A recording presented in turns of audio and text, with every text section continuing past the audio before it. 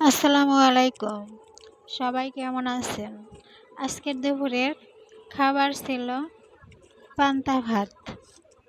সাথে ছিল কাঁচামরিচ, পেঁয়াজ, শুকনো মরিচ, ডাল আর গরুর মাংস। গরুর মাংস দিয়ে পান্তা ভাত খেতে আমার খুবই ভালো লাগে।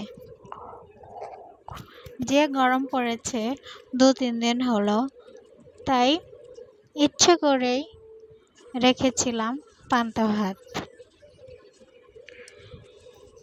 যদিও অনেকের এই খাবার পছন্দ করে না, কিন্তু আমার খুব পছন্দ এই পান্তা ভাত।